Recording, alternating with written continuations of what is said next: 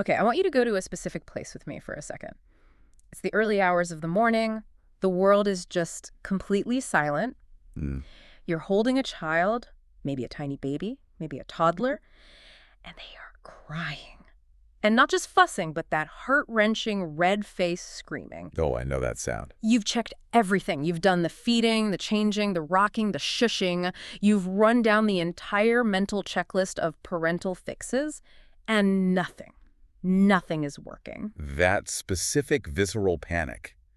It's physically painful, isn't it? It's agonizing. It's that hollow feeling in the pit of your stomach. And it's more than just being tired. Oh, way more. It's this crushing weight of, I am responsible for this life. I'm the only thing standing between them and the world, and I have absolutely no idea how to stop their pain. That feeling right there. That is the core subject of our deep dives today. We're looking at an essay titled Helplessness by the writer and philosopher Pedro Maja. And I have to be honest, when I first saw that title, I thought, oh, great, this is going to be a cheerful one. Right. Helplessness doesn't exactly scream fun weekend listening. But I'm so glad we stuck with it because Mala does something really, really interesting here. He takes that feeling we just described, that panic in the early hours, and he reframes it entirely. Mm-hmm. Usually, we feel helpless as parents or caregivers, and we immediately think it's a failure. We think, if I just knew more, or if I had more patience, or if I was just better at this, I could fix it. And that is the trap. That's exactly where Malthus starts. His central argument is that helplessness isn't a glitch in the system. All right. It isn't a sign that you're doing it wrong. He argues that helplessness is a structural condition of parenting. Structural condition. Yeah. It's the inevitable gap between being completely responsible for a life and having almost no control over that life. That phrase, structural condition, really jumped out at me. It implies it's part of the architecture, not a crack in the foundation. Exactly. You wouldn't get mad at a house for having walls. They're supposed to be there. So if helplessness is built in, then feeling it doesn't mean you're a bad parent. It just means you are a parent. So our mission today is to walk through this essay and see if we can unpack the intelligence Maja claims is hidden inside that awful feeling. Because if we can understand it, maybe we don't have to suffer through it quite as much. Okay, so let's go back to that moment, the early hours. Maja breaks this down chronologically, starting right at the beginning. The early days, or what he calls physical helplessness. This is the first confrontation with that gap we were talking about. The baby is fed, changed, held. Every physical need is met. But the reason for the distress is just a complete mystery. And Maja points out that for many new parents, this is a massive shock to the system. Why a shock? Because we're culturally conditioned, especially now, to believe that input equals output. The vending machine theory of care. Look up. I put the coin of care in, and the product of happy child should come out. And if it doesn't, I must be using the wrong coin. That's perfect. And when it doesn't work, that's the first real collision with reality. Maja writes that the parent learns pretty fast that attention does not guarantee resolution. And that is an incredibly hard pill to swallow. You think, I am paying attention, I am sacrificing my sleep, I am caring with every fiber of my being, so the problem should stop. It feels like a broken contract. Yes. You feel betrayed by this situation. But Maul says this is where the real lesson starts. He says you are responsible for keeping this little person alive, but you cannot always ease their distress. You cannot, and I love this phrase, you can't enter the place where their pain lives. Oof, that's such a haunting image. Standing outside the door of their experience, knocking, but you can't get in? You can hold the body. But you can't hold the internal experience. And in infancy, the gap is small. It feels manageable because, you can still pick them up. You can physically contain the problem. A child is small enough to be held. Right. But as the essay goes on, he talks about how this hopelessness just shape shifts. Oh. It evolves from physical to relational. This is where it gets so much trickier, and honestly, where I think the real deep anxiety sets in for most people. For sure. The child grows. They get language, they get a will, they get opinions, and suddenly the problems aren't my diaper is wet. The problems are social tension, fear, confusion, rejection at school. And the scale of the threat changes. It's no longer just physical discomfort. It's existential pain. And Mala points out that this stage feels even deeper, even harder, because often the parent knows what to do.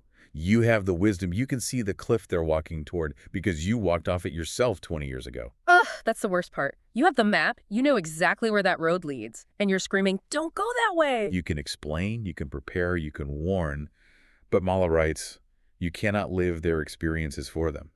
You can't absorb the impact of a disappointment or a heartbreak on their behalf. He has this one line that just stopped me cold. Love does not grant exemption from reality.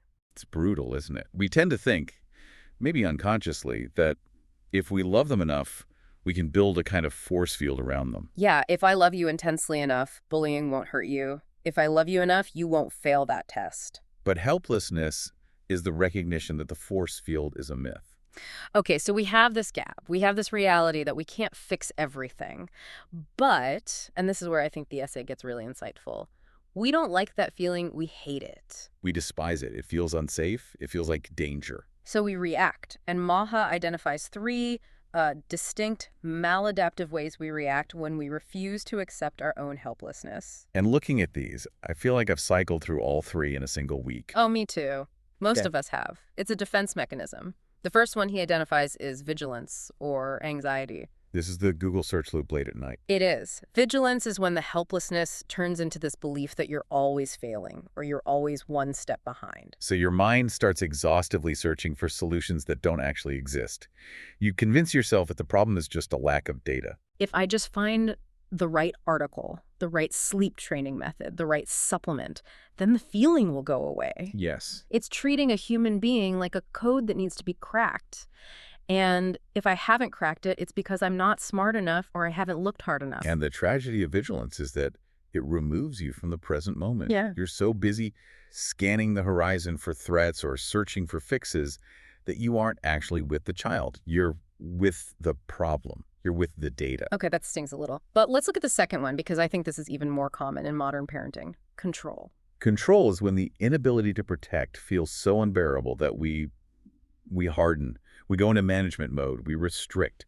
We over-intervene. We become the snowplow parent. Exactly. Clearing every obstacle. But here's the thing. Parents who do this, they usually frame it as advocacy. They say, I'm fighting for my kid. Malha put his back on that, doesn't he? I mean, isn't it our job to advocate? It is, but there's a line. Mala makes a really crucial distinction. We often don't do this because we don't trust the child. We do it because we cannot tolerate the pain of standing by. So we're not protecting them from the struggle. We're protecting ourselves from the discomfort of watching them struggle. Precisely. Control becomes a shield against our own feelings of helplessness. If I can micromanage the outcome, I don't have to feel that ache of, I can't fix this. It gives us a false sense of agency. It does. If I write the essay for them, I don't have to worry about them failing. But you've also robbed them of the learning. Which brings us to the third one, collapse or withdrawal. This one surprised me because usually we think of withdrawal as just not caring. It looks like indifference from the outside, yeah. It looks like a parent checking out, staring at their phone, not engaging. But Malha argues this is actually a protective response.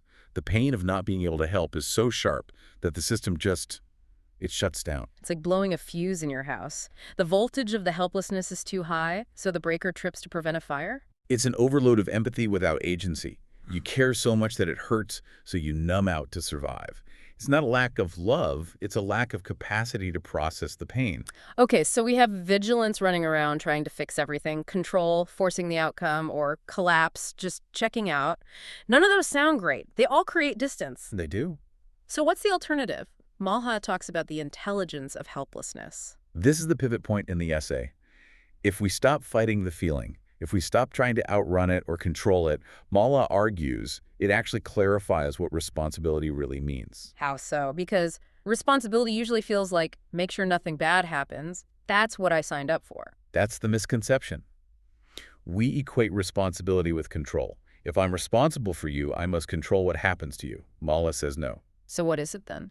Responsibility is presence, care, and response within constraint. Within constraint. That feels like letting yourself off the hook, though. Is that just a cop-out to make us feel better? I don't think so. I think it's a reality check. Helplessness marks the boundary. It shows you where you end and where your child begins. Okay. And this leads to maybe the most profound idea in the whole piece. Accepting helplessness is actually a form of respect. Explain that, because telling a crying kid, I respect your pain, while doing nothing sounds, oh wow, kind of useless. It's not about doing nothing, though. It's about not hijacking their experience. It's acknowledging that the other person, even a small child, has their own interior world. They have their own journey. And their own struggle. And crucially, Mala says they have the right to struggle. The right to struggle. Wow. That is tough. We want to take that right away immediately. Of course we do. But think about it. When we rush in to fix everything, when we try to erase every difficulty, what message are we sending? We're basically saying, you can't handle this. Exactly. You don't have the capacity to handle this, and I don't trust your journey. I only trust my ability to fix it. It's actually kind of patronizing when you put it like that. It is. It frames them as incapable. When we step back and accept our helplessness, we're saying, I hate that you're hurting, but I respect that this is your experience, not mine. So it shifts the energy from frantic fixer to steady witness. Mm-hmm. Malha calls it a quiet honesty. I like that. Instead of offering these hollow promises like everything will be fine, because sometimes it won't be, the parent just offers presence. You can say, I am here even though I cannot change this for you. I am here even though I cannot change this for you. That feels infinitely more grounded than a lie. It alters how the problem is held. It doesn't solve the external issue, but it removes that added layer of panic and shame for everyone. The parent stops bracing against reality and just stands in it. It changes the whole atmosphere in the room. This really comes to a head in the later sections of the essay where he talks about the long haul. Because if we think it's hard with a toddler, the stakes just get higher and higher. They do. As children become adults, the paths diverge completely. You see futures taking shapes that you absolutely cannot steer. Malha describes the role of the parent shifting to one of witness. Witness sounds passive, like you're just watching a movie. It sounds passive, but it's intensely active. It takes a massive amount of emotional strength to witness someone you love making mistakes or suffering without jumping in to interfere. True. Malha writes that in these later years, helplessness becomes a constant background awareness rather than a crisis. It's just the hum of the refrigerator. It's always there. And he brings back that idea of veto power. Love does not grant veto power over another life. That is a hard one for so many parents. You don't get to veto their choices, their partners, their careers, or their mistakes. And Mala's argument is that this worry, this lack of authority, isn't a flaw in the bond. It is the bond. Wait, say that again? How is the lack of control the bond? I always thought the bond was about how much influence I had. No, because if you had total control, it wouldn't be a relationship. It would be possession. Right. You own a car, you control it, you don't have a relationship with it. The helplessness, the fact that you care so much but can't control the outcome, is the proof that you are connected to a separate, sovereign human being. It prevents the illusion of ownership. So, in a weird way, feeling helpless is the ultimate proof that you're loving them correctly. In a sense, yes. It's evidence that your love has extended beyond your control. If you could control them, you wouldn't be loving a person. You'd be loving a projection of yourself.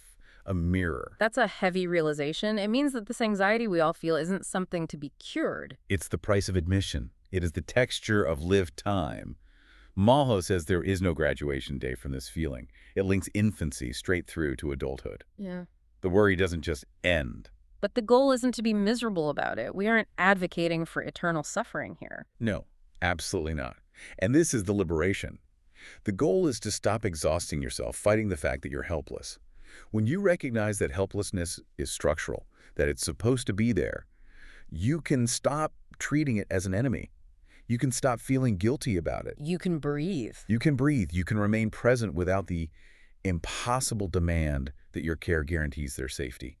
You realize you can be a good parent, a loving parent, and still be helpless to fix their pain. Both things can be true at the same time. That is the takeaway for me. It takes the weight of the world off your shoulders. You don't have to be a god. You just have to be there. Precisely. You stand within the limits rather than burning yourself out trying to erase them. So here's what I want you to do. Whether you're listening to this in the afternoon or while doing dishes, or maybe it's late at night right now, think about a recent moment where you felt that tightness, that urge to fix, that panic that you can't. And ask yourself, am I trying to solve a problem that isn't mine to solve?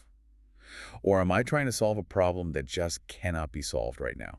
And if the answer is yes, can you just offer presence? Can you just say, I am here, and let that be enough? Because often, that's the only thing that's actually needed. Before we wrap up, I want to leave you with one thought that Mala hints at but doesn't explicitly say, which I think is worth chewing on. Okay. If we accept that we can't control our children's lives, we also have to accept that we can't control how they remember us. Oh, that's interesting. And a little scary. We spend so much time trying to curate their childhood so they'll look back and think we were perfect. We want to engineer their memories. Yeah. But if we release control, we also have to release control of our own narrative. We have to be okay with being just a human in their story, not the author of it. That requires a lot of humility. Yeah. But it's probably the healthiest place to land. It allows them to see us as we really are. That's it for this deep dive into Pedro Mala's helplessness. A heavy topic, but man, I feel lighter having talked about it. Me too. Ah. It's good to know the gap is normal. Thanks for listening. We'll see you on the next deep dive. Take care.